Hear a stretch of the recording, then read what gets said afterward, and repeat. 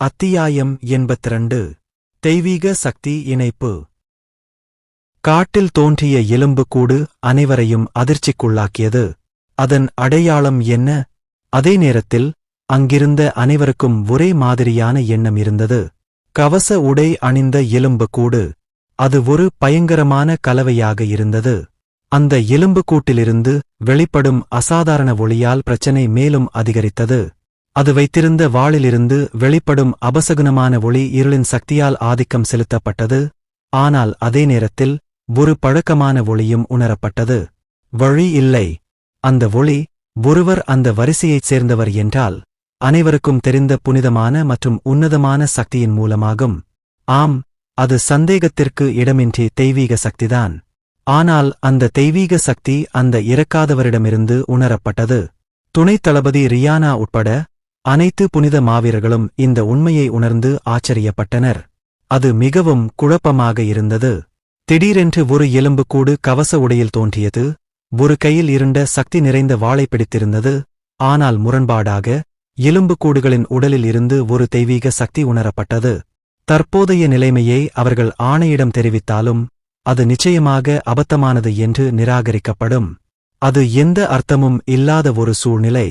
அவர்களின் எதிர்வினைகளைப் பொருட்படுத்தாமல் கவச உடையை அணிந்திருந்த டேகர் லேசாக தலையசைத்தார். தற்போதைய தோற்றத்தை எடிசா ஏற்பாடு செய்தார். அவளுக்கு அது மிகவும் பிடித்திருந்தது. எடிசா முன்பு சொன்னதை டேகர் மீண்டும் யோசித்தார். டேகர், கவனமாகக் கேளுங்கள். நீங்கள் ஆரம்பத்திலிருந்தே வெளியே சென்றால் மற்ற தரப்பினர் மீது வியத்தகு விளைவை ஏற்படுத்த முடியாது. டேகரும் கவச உடையை அணிவித்துக் கொண்டே ஏடிசா அப்படிச் சொன்னாள்.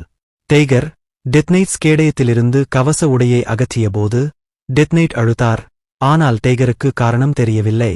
எப்படியிருந்தாலும் ஏடிசாவும் மற்றொரு கருத்தை பரிந்துரைத்தார்.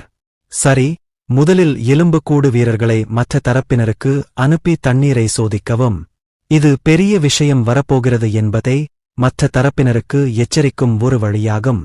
இங்கே முக்கியமான விஷயம் என்னவென்றால் டேகர் ஒருபோதும் முதலில் நகரவோ பேசவோ கூடாது. ஏடிசா கடைசி விஷயத்தை வலியுறுத்தினார். அவள் ஒருபோதும் முதலில் நகராதே என்றாள். அதுதான் மற்ற தரப்பினருக்கு உண்மையான அமைதியையும் கண்ணியத்தையும் வெளிப்படுத்தியது. அந்த நேரத்தில் டெத்னைட் மற்றும் ஆர்ச் லிச்சை சுட்டிக்காட்டி அவர்கள் கண்ணியமாகத் தெரிகிறார்களா என்று கேட்டு உதாரணங்களை கூட கொடுத்தார். பின்னர் டேகருக்கு ஒரு ஜானோதயம் ஏற்பட்டது. எடிசா சொன்னது டேகருக்கு நன்றாக ஞாபகம் இருந்தது. எதிராளி நெருங்கியதும் டேகர் முன்கூட்டியே தயார் செய்யப்பட்ட எலும்புக்கூடு வீரர்களை வெளியே அனுப்பினார்.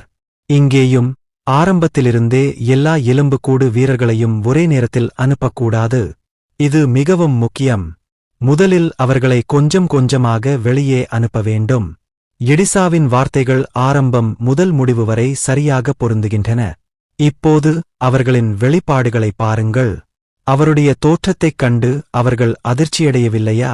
டேகர் எடிசாவின் வார்த்தைகளை நன்றாக நினைவில் வைத்திருந்தார். பின்னர் அவற்றை பயன்படுத்த திட்டமிட்டார். இதனால் அவர்களுக்கு இடையே ஒரு சிறிய முட்டுக்கட்டை ஏற்பட்டது. ஹோலி நைட்ஸ் கவச உடையில் இருந்த பயங்கரமான எலும்புக்கூடுகளைக் கவனித்தனர். எடிசா அறிவுறுத்தியபடி டேகர் முதல் நகர்வை மேற்கொள்ளவில்லை. எல்லோரும் உங்கள் நிலைகளை எடுங்கள். முதலில் மௌனத்தைக் கலைத்தவர் துணைத் தளபதி ரியானா. எதிரிகளின் பலம் என்னவாக இருந்தாலும் அவர்களின் பணியை நிறைவேற்றுவதாகவே இருந்தது. 20க்கும் மேற்பட்டவர்களுடன் அவர்களால் ஒரு இறந்த மனிதனைக்கூட வீழ்த்த முடியாதா? அதே நேரத்தில் ரியானாவுக்கு இன்னொரு யோசனை வந்தது. அந்த உயிரினம்தான் மூளையாக செயல்பட்டதா? காணாமல் போன துறவிகள் அல்லது புனித மாவீரர்கள் அந்த உயிரினத்தின் கைகளில் தங்கள் உயிர்களை இழந்திருக்க வாய்ப்பு இருந்தது. அதே நேரத்தில் கருட இராச்சியத்தின் அரச குடும்பத்தினர் கூட இந்த உண்மையை அறிந்திருக்க வாய்ப்புள்ளது. எவ்வளவு துணிச்சலுடன் அவர்கள் ஆணையை நோக்கி தங்கள் வாளை நீட்டுகிறார்கள்! கருட ராஜ்ஜியம் ஒரு முட்டாள்தனமான தீர்ப்பை வழங்கியது. அவர்கள் தங்களுக்கு முன்னால் இருக்கும் வினோதமான உயிரினத்தை தோற்கடித்தால் அவர்கள் நிச்சயமாக கருட ராஜ்ஜியத்திற்கு ஒழுங்கின் சக்தியை கற்பிப்பார்கள். வலிமையைப் பேணுங்கள், எதிரிக்கு அழுத்தம் கொடுங்கள். அவளுடைய கட்டளையால் அமைதியான காடு மோதல்களின் போர்க்களமாக மாறியது. அது ஆர்டர்ஸ் ஹோலி நைட்ஸ் மற்றும் கவச உடையில் இருந்த புனித எலும்புக்கூடுகளுக்கு இடையிலான ஒரு போர். புனித மாவீரர்கள் தெய்வீக சக்தியால் நிரப்பப்பட்ட தங்கள் வாள்களை சுழற்றினர், ஆனால் எலும்புக்கூடுகளின் வாளால் தடுக்கப்பட்டனர். மாறாக தெய்வீக சக்தி அவரை நோக்கி செலுத்தப்பட்டபோதும் அந்த எலும்புக்கூடு டார்க் நைட் அசையாமல் இருந்தது. எலும்புகளிலிருந்து பாயும் தெய்வீக சக்தி புனித மாவீரர்களின் எந்தத் தாக்குதல்களாலும் பாதிக்கப்படவில்லை. இந்த உண்மையை அறிந்த டெய்கரும் சற்று முன்னோக்கிச் செயல்படத் தொடங்கினார். எடிசா வழங்கிய கவச உடை. இது தெய்வீக தாக்குதல்களால் ஏற்படும் சேதத்தை 90% குறைத்ததாக அவள் கூறினாள். நடுநிலைப்படுத்தப்படாத தெய்வீக சக்தி டெய்கரின் உடலுக்குள் ஊடுருவினாலும் அது ஒரு பொருட்டல்ல. இறக்காமல் இருந்தபோதிலும் தெய்வீக சக்தி உண்மையில் டெய்கரை நன்றாக உணர வைத்தது. டெய்கர் நிலை தெய்வீக சக்தி. அது கிரேடு E இருந்தாலும் ஹோலி நைட்ஸ் தாக்குதல்கள் நடைமுறைக்கு வருவதை தடுத்தது. டெய்கர் எந்த விதத்திலும் கவலைப்படவில்லை, ஆனால் புனித மாவீரர்கள் தோற்கடிக்கப்பட்ட முகபாவங்களை அணிந்திருந்தனர். அவர்கள் பல்வேறு தெய்வீக மந்திரங்களை முழக்கமிட்டு தங்கள் எதிரிகளை அணுகியபோதும் அது பயனளிக்கவில்லை. இருள் நிறைந்த அசுர வாளால் அவர்களின் வாள்கள் தடுக்கப்பட்டன, மேலும் தெய்வீக சக்தி நிறைந்த மந்திரங்கள் விவரிக்க முடியாத அளவுக்கு பயனற்றவை. ஏன் நமது தாக்குதல்கள் வேலை செய்யவில்லை? ஒரு புனித மாவீரர் குழப்பத்தில் கூச்சலிட்டார். ஆனால் அவை ஆணையின் வாள்களாக இருந்தன. கடினமான சூழ்நிலைகளில் கூட அவர்கள் ஒருபோதும் அடிபணியக்கூடாது. குழப்பம் இருந்தபோதிலும் டார்க் நைட்ஸின் பலவீனமான எலும்புக்கூட்டைக் கண்டுபிடிக்கும் முயற்சியை அவர்கள் நிறுத்தவில்லை. இன்னும் பலமாகத் தள்ளுங்கள், இன்னும் பலமான அடிகளை அழியுங்கள். ரியானாவின் கட்டளை இடைவிடாமல் நடுவிலிருந்து வந்தது. அவளுடைய அழுகையைக் கேட்டு புனித மாவீரர்கள் இன்னும் சக்திவாய்ந்த அடிகளை வழங்கினர். ஆனால் அவர்களால் எலும்புக்கூட்டில் எந்த சேதத்தையும் ஏற்படுத்த முடியவில்லை. அவர்கள் என்ன முயற்சி செய்தாலும் எந்த பலவீனங்களும் வெளிப்படையாகத் தெரியவில்லை. அப்போதுதான் புனித மாவீரர்கள் ஒருவருக்கொருவர் பார்வைகளை பரிமாறிக்கொண்டனர். அவர்களின் தனிப்பட்ட முகங்களில் குழப்பம் தெளிவாகத் தெரிந்தது. புனித மாவீரர்கள் தங்கள் தாக்குதல்களை நிறுத்திய குறுகிய இடைவெளியில் டெய்கர் வாளை உயரமாக உயர்த்தினான். மேலும் வாளின் ஓட்டத்தை உணர்ந்தேன். அது உள்ளுணர்வாக இருந்தது. வாளை எப்படி பயன்படுத்துவது என்று தெரியும். டெய்கரின் கையில் இருந்த அரக்க வாளிலிருந்து ஒளி வெளிப்படத் தொடங்கியது. கடுமையான ஒளியை வெளிப்படுத்திய கருப்பு வாளைச் சுற்றி தெய்வீக சக்தி உயர்ந்தது. ஒளியின் தீர்ப்பு. டிமன் வாள் புனித மாவீரர்களை நோக்கிச் சுழன்றது. அசுர சக்திகளும் தெய்வீக சக்திகளும் இணைந்து புனித மாவீரர்களின் உருவாக்கத்திற்கு குறிப்பிடத்தக்க சேதத்தை ஏற்படுத்தின. அதிர்ஷ்டவசமாக எந்த உயிர்களும் பலியாகவில்லை. அவர்களின் வாயிலிருந்து கருப்பு இரத்தம் மட்டுமே வழிந்தது. ஆனாலும் கூட தற்போதைய சூழ்நிலையை அதிர்ஷ்டம் என்று சொல்வது கடினமாக இருந்தது. சற்று முன்பு நடந்த தாக்குதலை நிச்சயமாக எளிதாக எடுத்துக்கொள்ளக்கூடாது. அவர்களின் முகங்களில் நிழல்கள் விழுந்தன. யாரோ ஒருவரின் கண்கள் கூட நடுங்கின. அவர்களின் கண்களைப் போலவே அவர்களின் உறுதியும் நடுங்கிக் கொண்டிருந்தது. நாம் ஓடிப்போக வேண்டுமா? எல்லாவற்றிற்கும் மேலாக இந்த பணி அதிகாரப்பூர்வமற்றது. அவர்கள் ஓடிவிட்டால் பெரிய விளைவுகள் எதுவும் இருக்காது. மாறாக இங்கே இறப்பது ஒரு நாய் மரணம் என்று அர்த்தமல்லவா? மோதல் எழுந்தது. அவர்களின் மனதில் தெய்வத்தின் மீதான விசுவாசம் கிசுகிசுக்கும் அரக்கனின் இனிமையான குரலுடன் இணைந்திருந்தது. ஆனால் வெற்றி அரக்கனை நோக்கிச் சாய்ந்திருக்க வாய்ப்பிருந்தது. நிச்சயமாக துணைத் தளபதி ரியானாவும் இந்த உண்மையை கவனித்தார். உந்துதல் ஏற்கனவே மாறியிருந்தது. ஆனால் துணைத் தளபதியாக அவளுடைய பங்கு என்ன? இதுபோன்ற சூழ்நிலையில் அவள் தன் கூட்டாளிகளின் மன உறுதியை அதிகரிக்க வேண்டாமா? ரியானா தன் நாக்கை சுருக்கமாக அழுத்தி தன் பையிலிருந்து ஒரு கலைப்பொருளை வெளியே எடுத்தாள். நான் இதை வெளியே கொண்டு வர நினைக்கவில்லை. அந்தக் கலைப்பொருள் தோலால் ஆனது, ஆனால் அது தெய்வீக சக்தியால் நிரப்பப்பட்டதால் வெண்மையாக மாறியிருந்தது. பொய்யான நம்பிக்கை ஒருபோதும் நம்மை வெல்லாது. தெய்வமே, எனக்கு வலிமை கொடு. ரியானா உடனடியாக அந்தக் கலைப்பொருளைக் கிழித்து எறிந்தார். தெய்வத்தை ஏமாற்றத் துணியும் அந்த அசுத்தமான பொருளைச் சுத்தப்படுத்த எனக்கு அதிகாரம் கொடுங்கள். உடனடியாக காடு வெள்ளை ஒளியில் குளித்தது. சரி, அவங்க புனித மாவீரர்கள்தானே? எடிசா அறிக்கையை எழுப்பினார். அதில் புனித மாவீரர்களாக மாறுவேடமிட்ட ஹண்டர்கள் நிலவரைக்கு வருவது பற்றிய தகவல்கள் இருந்தன. மேலும் டெய்கர் அவர்களை எதிர்கொள்வார். வேறு எதுவும் செய்யாததால் ஸ்மார்ட்போன் திரை வழியாக டெய்கர் போரை நான் பார்த்தேன். போரை பார்த்துக் கொண்டிருந்தபோது டெய்கரை தெய்வீக சக்தியால் நிரப்புவது உண்மையிலேயே ஒரு சிறந்த தேர்வாக இருந்தது. புனித மாவீரர்களின் தாக்குதல்கள் தெய்வீக சக்தியைக் கொண்டிருந்த டெய்கரை பாதிக்கவில்லை. இது இறந்தவர்களின் பலவீனத்திற்கு ஈடு செய்யப்படுவதாகக் கருதப்படலாம். மேலும் டெய்கர் அந்த உடையை அணிந்ததால் விளைவு இன்னும் குறைபாடற்றதாக மாறியது. நீங்க கவச உடையை ரொம்ப நல்லா அணிந்திருக்கீங்க. குறைந்தபட்சம் டெத்னைட்டை விட டெய்கர் அதற்கு மிகவும் பொருத்தமானவராகத் தோன்றியது. சரி, அது தீர்க்கப்பட்டது. இப்போது டெய்கர் மெதுவாக போரை முடிவுக்குக் கொண்டுவர வேண்டிய நேரம் இது. டெய்கர் அரக்க வாளை சுழற்றியபோது புனித மாவீரர்கள் தரையில் விழத் தொடங்கினர். இருப்பினும் அவர்களின் உறுதிப்பாடு நிச்சயமாக குறிப்பிடத்தக்கதாக இருந்தது. விழுந்த பிறகும் அவர்கள் மீண்டும் எழுவதைப் பார்த்த டெய்கர், அவர்கள் உண்மையிலேயே வலிமையானவர்கள் என்று நினைக்காமல் இருக்க முடியவில்லை. டெய்கர் அவர்களை முடிக்கத் தயாரான போது வாளை உயர்த்தி மையத்தில் இருந்த ஒருவர் ஒரு கலைப்பொருளைச் செயல்படுத்தினார். உடனடியாக இருண்ட காடு வெண்மையாக மாறியது. இது என்ன? ஆனால் அது பிரச்சினை இல்லை. டெய்கர் தெய்வீக முத்திரை பண்பைப் பெறுகிறார். தெய்வீக அடையாளமா? அது ஒரு கிரேடு பண்பாகவும் இருந்தது. நான் உடனடியாக டெய்கர் நிலை சாளரத்தைக் கொண்டு வந்தேன். டெய்கர் தரம், இனம், எலும்பு கூடு, பண்புகள், வேகம் F+ கிரேடு, தெய்வீக மார்க் A, அடிப்படை தகவல், உடல்நலம் P கிரேடு, தாக்குதல் B+, திமன் வால் காரணமாக +1 நிலைக்கு சரிசெய்யப்பட்டது. பாதுகாப்பு C, மந்திர சக்தி C, தெய்வீக சக்தி 0, தெய்வீக குறி காரணமாக சரிசெய்யப்பட்டது. திறன்கள் மாவீரர்கள் சத்தியம் S, சோகஸ்மெலி சரித்திரன் செயல்படுத்தப்பட்டது. ஒளியின் தீர்ப்பு P, இம். இந்த குணம் டெய்கருக்கு தோன்றியவுடன் தெய்வீக சக்தி மறைந்துவிட்டது. இந்த பண்பின் காரணமாகவே தெய்வீக சக்தி மறைந்துவிட்டது. எந்த வகையான திறமை அதற்குக் காரணமாக இருக்க முடியும்? நான் உடனடியாக அந்த பண்பை தொட்டேன். தெய்வீக முத்திரை அசோகஸ்மெலி எதிரிகளுக்கு தெய்வீக முத்திரையை வழங்கி அவர்களை தெய்வீக கோபத்திற்கு ஆளாக்குகிறது. இந்த முத்திரை எதிரிகள் மீது தொடர்ச்சியான தெய்வீக சேதத்தை ஏற்படுத்துகிறது மற்றும் தெய்வீக தாக்குதல்களால் ஏற்படும் சேதத்தை அதிகரிக்கிறது. இருப்பினும் தெய்வத்தின் இருப்பை நம்பாதவர்கள் மீது மட்டுமே இது செயல்படுகிறது. விளக்கத்தை படித்ததும் அது ஒரு நம்ப முடியாத குணம். உண்மையில் அது ஒரு அவமானம். இது ஒரு பேரழிவு, இல்லையா? இப்படி ஒரு கலைப்பொருள் இருக்கும் என்று நான் ஒருபோதும் எதிர்பார்க்கவில்லை. நான் ஆணையில் இருந்தபோது கூட எனக்கு வழங்கப்பட்ட தகவல்கள் மிகவும் குறைவாகவே இருந்தன. எனவே அப்படி ஒரு பண்பு இருக்கும் என்று நான் ஒருபோதும் நினைத்ததில்லை.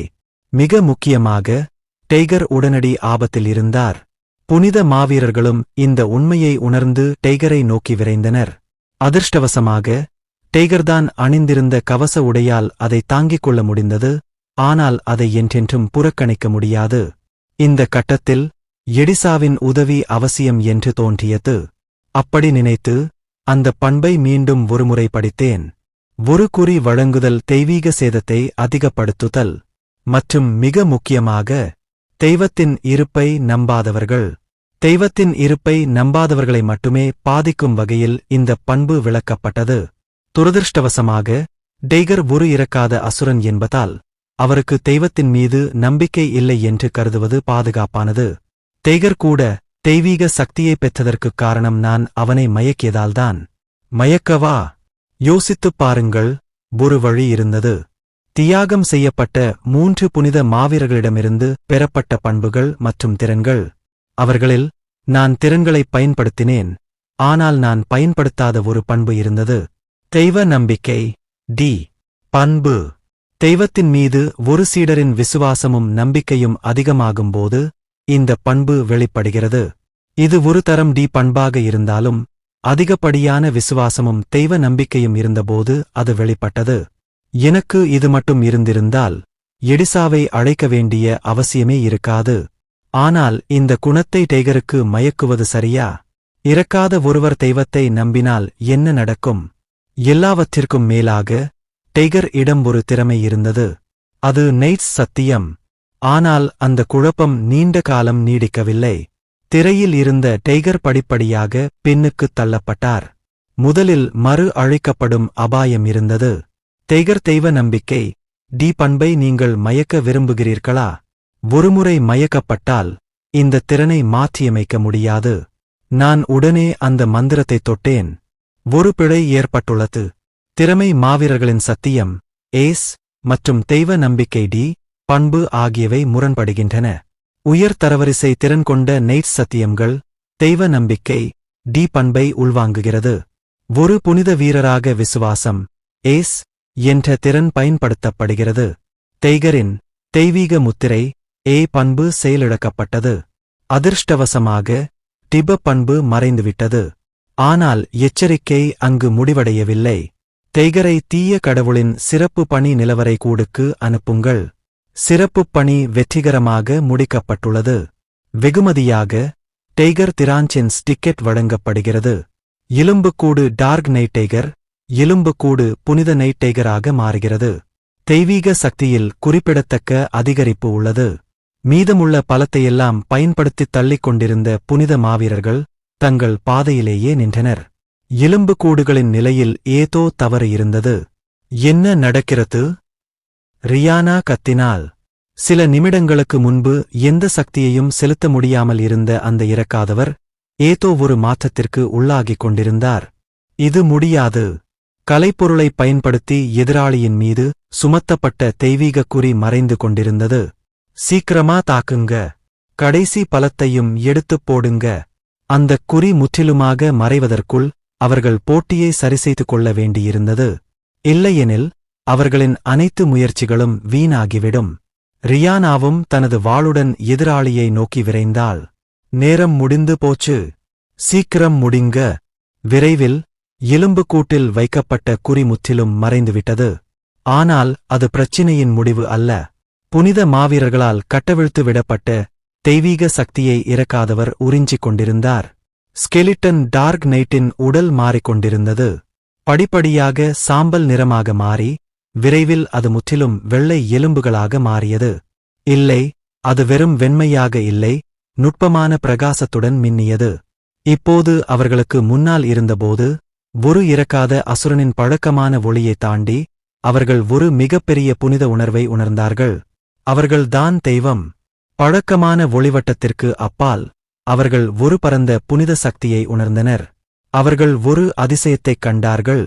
அதே நேரத்தில் தங்களுக்கு முன்னால் இருப்பது வெறும் இறக்காத அசுரன் அல்ல என்பதை அவர்கள் உணர்ந்தனர். தேவியின் தூதர் இறங்கிவிட்டார். அவர் வைத்திருந்த வாளிலிருந்து ஒரு இருண்ட ஒளி வெளிப்பட்டாலும் அதன் முக்கியத்துவம் தெளிவாகத் தெரிந்தது. சந்தேகத்திற்கு இடமின்றி அவர்களின் பேராசைக்கு தண்டனை வழங்க தேவி அனுப்பிய தூதர் இவர்தான். புனித மாவீரர்களின் கண்களில் இருந்து கண்ணீர் வழிந்தது. சிலர் மண்டியிட்டு ஜெபம் செய்தனர். காட்சியின் நடுவே ரியானா மட்டும் கத்தினாள். எல்லோரும் இதிலிருந்து வெளியே வாருங்கள். தரையில் விழுந்த புனித மாவீரர்களை தூக்கியபடி அவள் கத்தினாள். அப்படிப்பட்ட ஒரு அரக்கன் ஒரு தூதராக இருக்க முடியாது. ஆனால் யாரும் அவள் வார்த்தைகளைக் கவனிக்கவில்லை. அவர்கள் அனைவரும் முற்றிலும் சுயநினைவை இழந்திருந்தனர். உதடுகள் இறுக்கமாக அழுத்தி தூதராக பாராட்டப்படும் எலும்புக்கூட்டை பார்த்தாள். பின்னர் அவள் தன் வாளை பிடித்தாள். அவளுடைய கீழ் பணிபுரிபவர்களால் அதைச் செய்ய முடியாவிட்டால் அவளே அதைச் செய்ய வேண்டியிருக்கும். கையில் ஒரு வாளுடன் படபடக்கும் கவச உடையுடன் ஒரு எலும்புக்கூடு. அவள் மெதுவாக முன்னேறிச் சென்றால் தூதராக பாராட்டப்படுவதை பார்த்துக் கொண்டிருந்தாள். அதை ஒரே அடியில் செய்து முடிக்க வேண்டியிருந்தது. அவள் தன் முழு பலத்தையும் கையில் செலுத்தினாள். அவள் தன் வாளை உயர்த்தியபோது பிரகாசிக்கும் எலும்புக்கூடு அவளைத் தன் அணைப்புக்குள் அழைப்பது போல அதன் எலும்புக் கரங்களை விரித்தது. அது மிகவும் அழகாக இருந்தது. இவ்வளவு புனிதமான, அழகான ஒரு உயிரினம் எப்படி இருக்க முடியும்?